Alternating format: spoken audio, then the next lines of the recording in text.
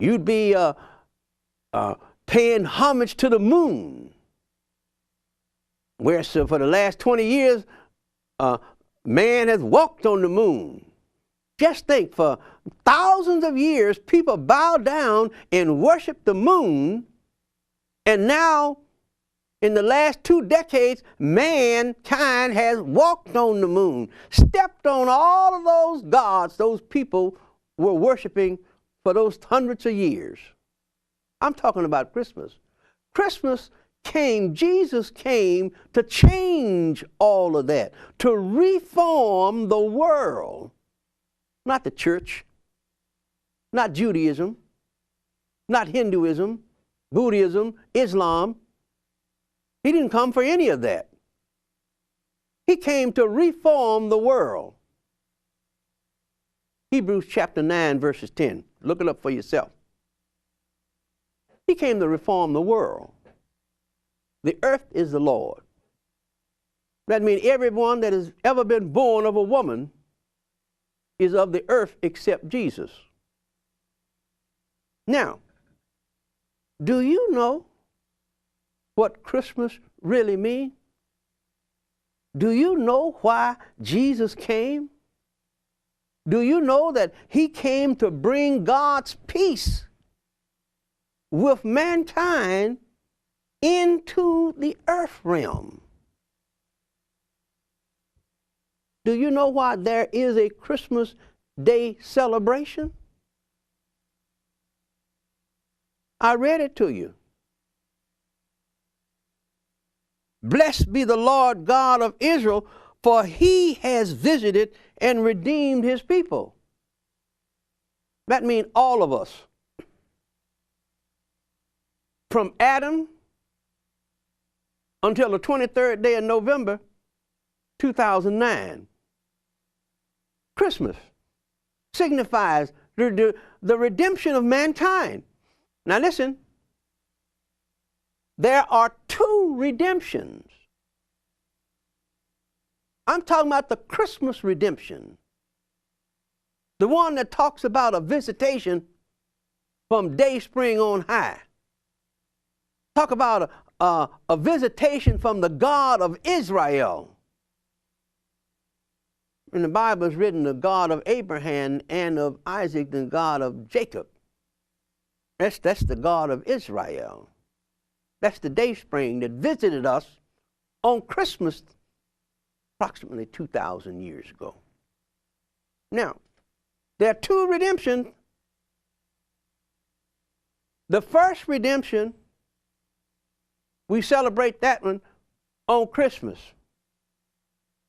He came.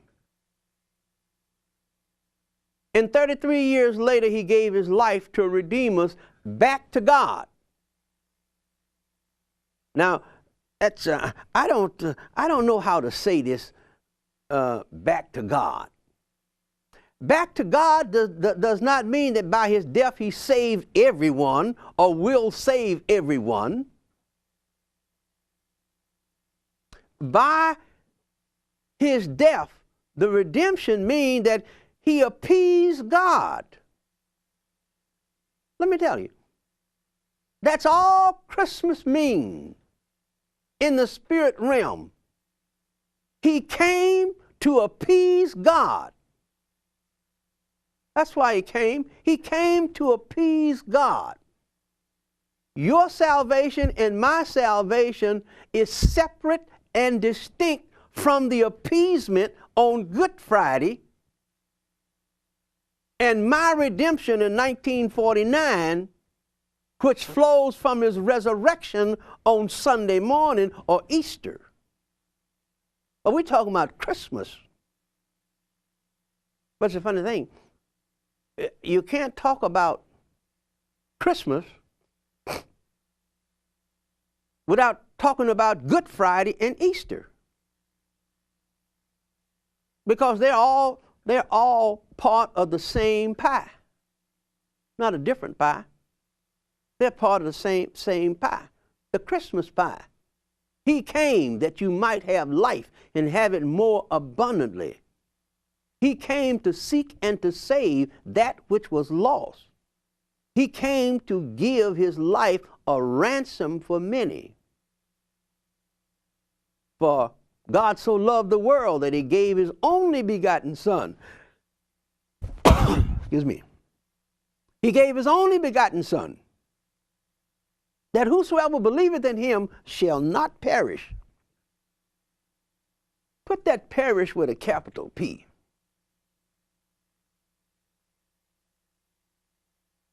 Because that's part of the Christmas package. That's part of the gift that God gave to all mankind. Shall not perish.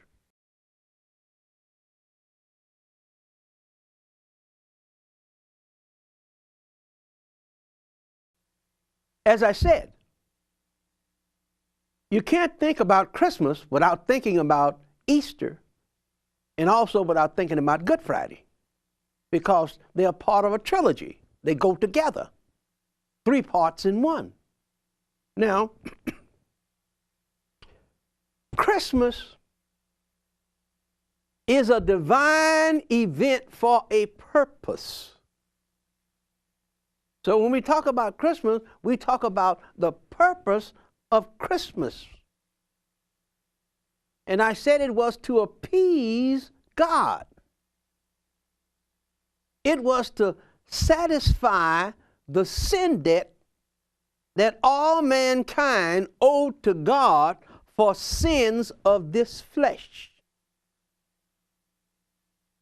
When you think about Christmas, and they start talking about a little baby born in the manger, you better read Luke 168 and 178 before you get to Luke 2:11. Because Luke 2:11 explains 168 and 178 in these words. Verse 10 and 11. For the angel said unto them, fear not, for behold, I bring you good tidings, good news of great joy, which shall be to all people. Not any particular denomination, not any particular religion, all people. Now, Christianity or Christians are not included in this Luke 2:11 definition of all people.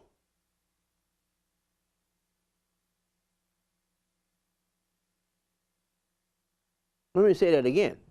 When you read Luke 2:10, I bring you good tidings of great joy, which shall be to all people. Christianity and Christians are excluded from that definition in Luke 2:10. Because Christianity and Christians are the object of his coming. And a little later on, he's going to tell a fella by the name of Nicodemus, marvel not, I say, you must be born again. So you can't categorize Christianity or a Christian as a people of this world. Like 2:11. And you can't apply anything between Exodus and Malachi to a Christian. Let me say it again.